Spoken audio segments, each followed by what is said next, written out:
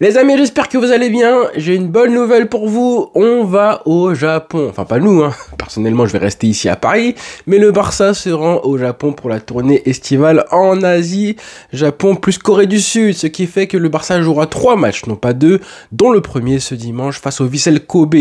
Quel club, les amis, ça n'arrive qu'à nous, ça n'arrive qu'au Barça, ce genre de péripéties, mais c'est pour ça qu'on aime ce club. On a eu la nouvelle à peu près, je pense, il était 22 h hier soir quand on a appris que le Barça prenait l'avion ce vendredi à 11 h. Hein. Là, on a vu les images en plus du car, le fameux bus, hein. Le bus du Barça qui s'est déplacé avec 30 joueurs convoqués. Ça, on va reparler, 30 joueurs convoqués qui vont se déplacer du coup et prendre l'avion pour aller jouer un match dimanche face au Vissel Kobe. Un match qui aura lieu du coup à cause du décalage horaire, hein, à 11 h du matin dimanche. Donc on fera évidemment le débriefing vers les coups de 13 h si tout va bien. 11 h du matin dimanche, je le répète, vous vous levez, vous partez en soirée samedi soir, vous revenez du coup tard en soirée, vous dormez, vous vous réveillez à 11 h pétante pour le début du match entre le Vissel Kobe et le FC Barcelone. Et tant mieux, finalement, les Japonais n'ont pas parlé chinois, ils ont payé. Il y a bien eu un accord trouvé entre le sponsor du Barça, en tout cas le sponsor de l'événement, et le FC Barcelone. Et apparemment, c'est Rakuten, l'ancien sponsor du Barça. On se rappelle Rakuten qui nous a sauvé la vie, puisque c'est ce sponsor-là qui a contribué à financer l'accord avec le Barça. Alors qu'à la base, si j'ai bien compris, hein, le sponsor d'origine, hein, qui est japonais, du coup, ne voulait pas payer le Barça. On ne sait pas ce qui s'est passé apparemment. Ils ont voulu payer seulement 10 des 15 millions d'euros qu'ils devaient au Barça. Mais on est où là? Qu'est-ce que c'est que ça? C'est comme ça que ça se passe aussi dans les entreprises au Japon?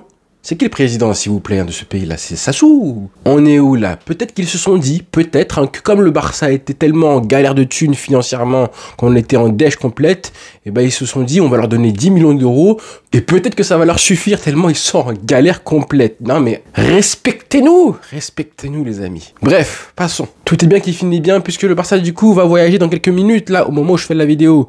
Et je suis content parce qu'on voulait les voir, il nous manque nos joueurs, il nous manque trop. On veut revoir nos joueurs, nos attaquants, Andy Flick, le nouveau maillot du Barça. Bon, il n'y aura pas encore les noms affichés, il y aura juste les numéros pour la pré-saison, mais on veut revoir tout ça. Le Flick Ball, le 4-2-3-1 et j'en passe, Lamine Yamal, le ballon, la relation pied-ballon.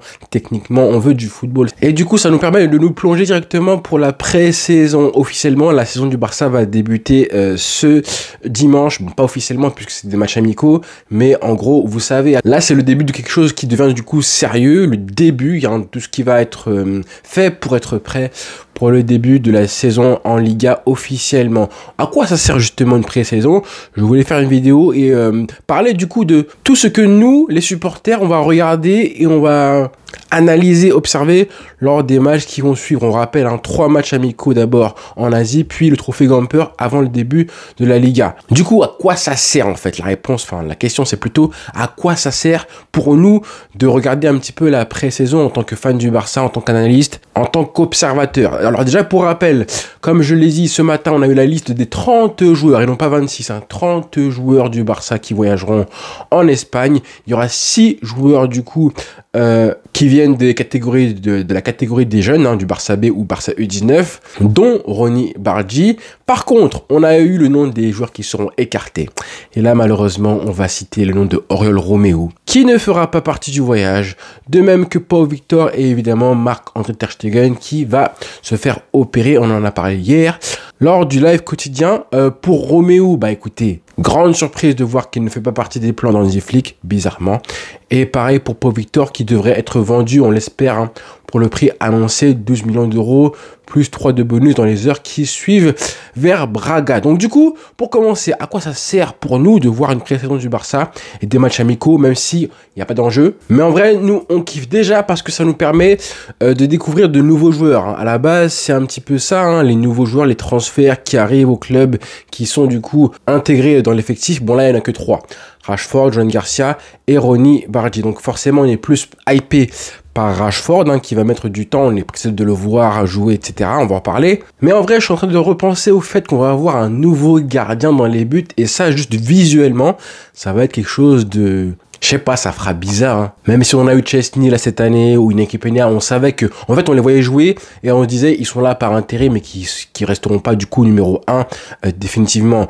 Là, voir Johan Garcia qui sera de les buts du Barça et le voir en se disant que ce mec-là est le nouveau numéro 1, ça fera un truc à notre cerveau, ça va percuter et je pense qu'on mettra un petit peu de temps, de semaines pour s'y habituer. Évidemment, les matchs de pré-saison, c'est aussi fait pour que les joueurs se montrent. C'est des matchs amicaux face à une opposition un peu faible, faut le dire, même très faible, sans manquer de respect. Mais justement, ça permet aussi à des joueurs qui se disent que là, il faut qu'ils prouvent aux yeux du coach qu'ils ont leur place dans l'effectif, qu'ils peuvent gratter du temps de jeu, qu'ils le méritent en tout cas. Et ça vaut pour les joueurs qui sont pas titulaires indiscutables, même les Fermin Lopez, les Rashford évidemment, qui doivent prouver son niveau. Mais ça vaut aussi surtout pour les jeunes joueurs, les U19, qui sortent du Barça B ou du Barça Athlétique. Et ces joueurs-là, en fait, les matchs amicaux comme ça en tournée, c'est les matchs où en général, ils ont le plus de temps de jeu. Environ 45 minutes, parce qu'après, les matchs de Liga, ils jouent beaucoup moins que ça. Donc on va les découvrir, on va apprendre à les connaître, voir s'il y a un ou deux cracks qui sortent du lot. Parce que là, il y a pas mal d'articles de la presse qui nous disent que un tel fait forte impression aux yeux d'Hansi Flick. Nous, on veut le voir justement de nos propres yeux pour les juger. Après, attention à ces joueurs qui, pendant la pré-saison, jouent le football de leur vie. Et ça, on les connaît, ces bluffeurs, ces imposteurs. Il y en a dans tous les clubs et surtout au Barça. Rappelez-vous, en 2023, rappelez-vous de la tournée estivale de Monsieur Oriol Romeu. Rappelez-vous de ces matchs où on se disait mais qui est ce mec-là? Il est archi fort. On l'a ramené du Barça, on l'a formé, on l'a ramené pour seulement 3 millions d'euros. Il avait fait un gros match, je me rappelle, face au Real Madrid. On se disait mais qui est ce mec? C'est la régène de Busquets avec des muscles. C'est Mousquette. Et finalement, on s'est rendu compte très vite qu'en fait, non, il avait juste des muscles pour assurer son taf de CRS. Monsieur Propre, on va l'appeler. Monsieur Propre. Donc, on va éviter les conclusions trop rapides sur tel joueur si jamais on a un joueur qui fait 45 ou 20 minutes intéressantes. Et je le dis tout le temps, les joueurs, on voit avant tout, les joueurs de football professionnels assez bons, relativement bons, mais qui n'ont pas forcément le niveau pour être titulaires au Barça, on voit avant tout leurs qualités avant leurs défauts. Donc forcément, très souvent, on se fait un peu bluffer par les premières impressions dans le football.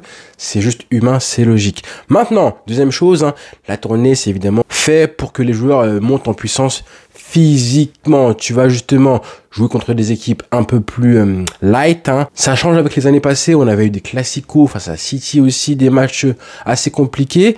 Je me dis que c'est quand même positif pour des mecs comme Rashford, qui ont besoin de monter du coup tout doucement en rythme, crescendo physiquement, et aussi pour développer les automatismes. Ça, c'est plus tactiquement maintenant. Le but de ces tournées estivales, c'est que les joueurs commencent à développer justement les schémas de passe, les connexions entre eux. Ça commence dès à présent. Lamine Yamal par exemple et Rashford, on veut et on espère qu'ils parleront le même football. Mais développer ça, cette espèce de complicité, ça peut prendre du temps. Alors avec Nico Williams qui devait venir à l'origine, on savait que le mec, comme il connaît Lamine Yamal très bien, comme il joue aussi avec Pedri, Daniel Olmo en sélection et tous les autres, ça allait prendre même pas 5 minutes pour que le mec soit acclimaté et intégré tactiquement. Ça aurait été beaucoup plus facile.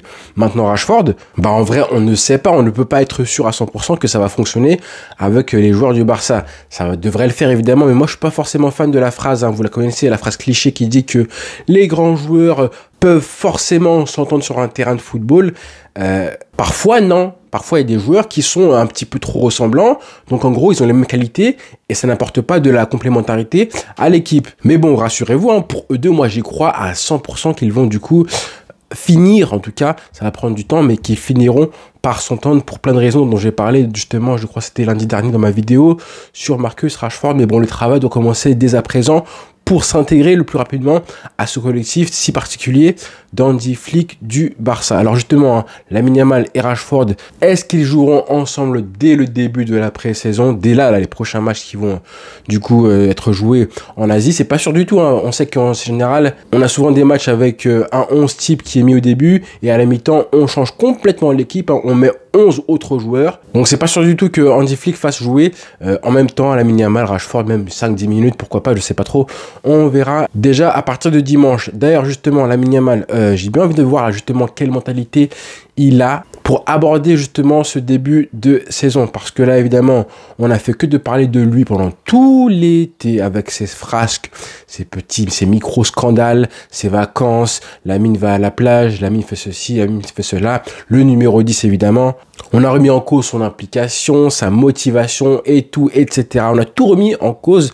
Beaucoup de personnes commençaient même à s'inquiéter pour sa carrière. Et ben justement, on va être assez vite fixé sur l'implication et la détermination du joueur qui, je pense, va rassurer tout le monde. Moi, je pense que tout ira bien et qu'on passera à autre chose. Il y a aussi quelque chose qu'on pourrait voir dès à présent prochainement qui interroge tout le monde. C'est évidemment le petit changement tactique, en tout cas le gros changement tactique que pourrait opérer Hansi Flick en mettant Raphinha potentiellement numéro 10. Est-ce que ce sera le cas dès les prochains matchs là en Asie, je sais pas, mais on parle quand même du poste le plus important d'un système du 4-2-3-1 d'Hansi Flick, donc c'est un gros changement. Est-ce que Raphinha a les épaules pour jouer à ce poste-là? Est-ce qu'il a la technique, le QI football? Est-ce qu'il a les épaules pour toucher non pas 55 ballons comme il le fait en moyenne par chaque match de Liga, et plutôt 70-90 ballons par match à ce poste de numéro 10? Est-ce qu'il a les épaules pour ça? Et ben ça prend du temps pour s'acclimater et s'habituer à ce poste si particulier, encore plus quand on a un joueur qui se sent hyper bien à son poste d'origine, et les gauches, faux et les gauche comme il jouait du coup la saison dernière et même celle d'avant. Si vous lui changez de poste, c'est un gros risque. Un joueur qui est en confiance à ce point-là, quand vous le perturbez de ses repères habituels et que vous l'enlevez de sa zone de confort, vous prenez le risque de casser sa dynamique et de briser un petit peu sa confiance actuelle. Et que quoi qu'il arrive, même si Raphinha réussit et finit par s'habituer à ce poste de numéro 10, ça va prendre du temps. Et ce temps-là, il peut déjà commencer ce dimanche face au Vissel Kobe pour qu'il s'habitue, il s'acclimate et qu'il soit guidé justement tactiquement par Hansi Flick. Ça me fait penser un petit peu à Messi en 2010 à l'époque, quand il était à son prime ultime, peut-être pour moi le prime le plus violent de l'histoire du football.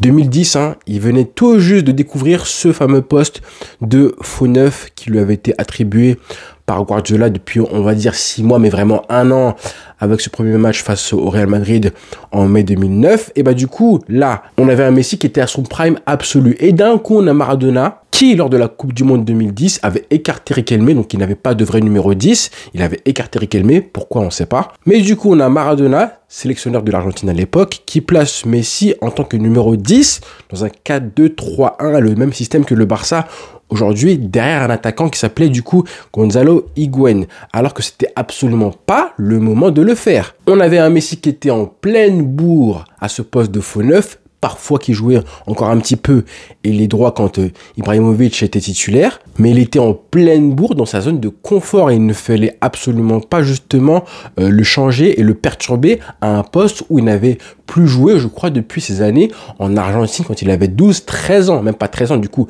12 ans. Alors que Messi à 22 ans, il n'avait pas encore la panoplie du joueur complet qu'on a pu voir ensuite, notamment en 2018-2019. Si à ce moment-là, en 2019, tu l'avais mis à un poste de numéro 10 pur et dur, ça n'aurait pas été pareil, ça aurait été beaucoup plus facile pour lui. Mais à 22 ans, au moment où il était en pleine confiance, qu'il venait de découvrir un poste faux neuf, après avoir joué pendant facile 5-6 ans à un poste d'ailier droit, le mettre en pleine Coupe du Monde comme ça, à un poste de numéro 10, c'était évidemment une décision catastrophique. Parce que ça prend du temps et qu'on parle d'un poste qui est hyper compliqué à apprendre. Donc Raphinha numéro 10, ça va être aussi justement quelque chose qu'on va observer tout doucement. Donc voilà les amis, 30 joueurs convoqués, je le répète, par Hansi Flick. Dites-moi un petit peu en commentaire ce que vous allez vous observer de particulier pour la tournée, les 3 matchs qui vont arriver du coup dès ce week-end, le premier à 11h dimanche matin. On sera là évidemment pour le débriefer. Qu'est-ce que ça fait du bien de revoir l'équipe.